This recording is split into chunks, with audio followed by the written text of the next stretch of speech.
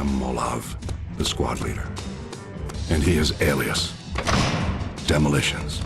For the honor of the Commonwealth, tonight Sopat dies. Hey guys, Max 92 and welcome back to another tryout. Today's tryout is on Red Faction 2. Now, it's another example of me going back to the early 2000s in this example, specifically 2003, at least for the Xbox release, and trying out a game because Xbox likes to give me original Xbox games through Games with Gold, and I appreciate it, honestly. I didn't play a lot of them, so I don't have experiences with a lot of them. So it's interesting to go back and see these older games. My only real experience with the Red Faction series is a couple hours that I played of a Red Faction Guerrilla on the 360, and that was another game that I believe I got through Games with Gold at some point. But that one is not backwards compatible, so I haven't played any more of it.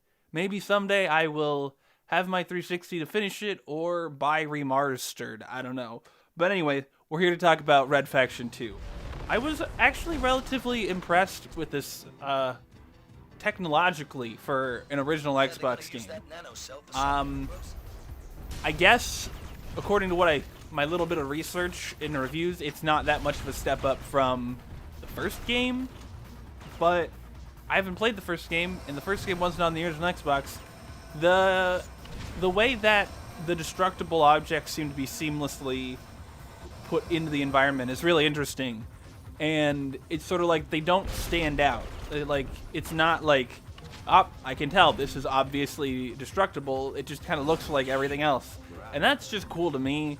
I came to the end of a section, came up to the top of a building, and there was rain, and I'm like, that looks actually pretty good for an original Xbox game, in my opinion.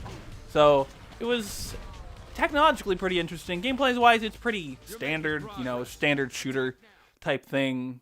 I had to tinker around with the controls a little bit to make it something more akin to what a modern shooter works like. But once I did that, gameplay is fine. I died a couple times, but it wasn't anything like, oh, how did that happen? It's just sort of like, my only real gripe gameplay-wise is that it seems like the enemies can be kind of bullet sponges. They can take like a lot of shots to kill, and it's sort of like, I don't understand. Are these people? Are these robot? I don't know why they take so many shoot, but sometimes they seem to take a lot, and I don't know. It's just kind of strange. Getting into more negative opinions that I have about the game is the game, it doesn't seem to be very good at directing you where you're supposed to go. There are several instances where, like, I have no idea what I am doing at all, and I just sort of wander around, and I'm like, I guess I'll go this way, or whatever. And it's sort of like, I don't know. It took me quite a bit to figure out where to go in some instances. Like, yeah, I was told, hey, go through the vents after being in this room for like 5 minutes, but I shouldn't have had to wait around in that room for 5 minutes to figure out, go through the vents.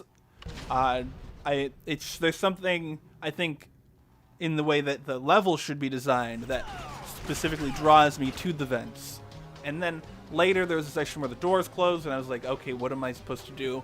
And I noticed there's vents on the ground after a couple minutes, and it's like, oh, but like there wasn't enough to draw my eye to the floor to be like, okay, that's where I'm supposed to go. And I feel like this game just has realistic environments, but realistic environments isn't necessarily what is going to be good for gameplay, because the environments should be able to tell you where to go in this sort of level-based game. And in this case, I don't think they do.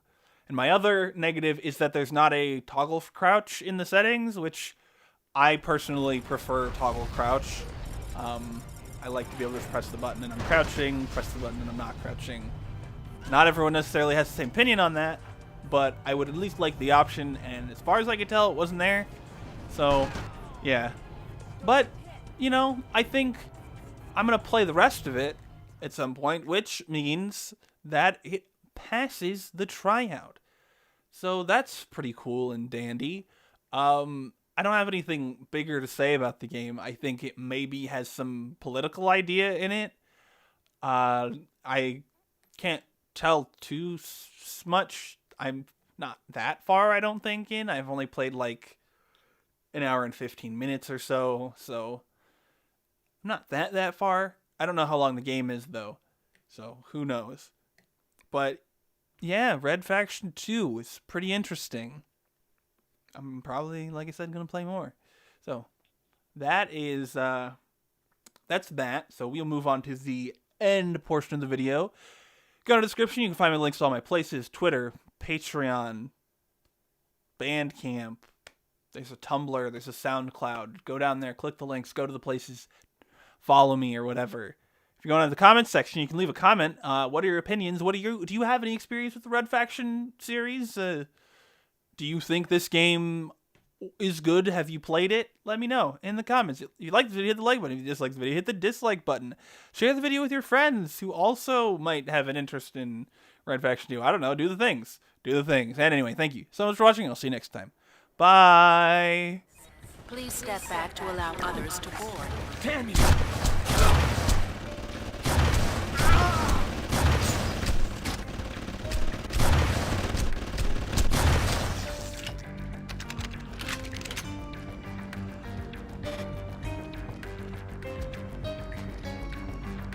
Attention. The emergency evacuation plan is now in effect. Do not run on the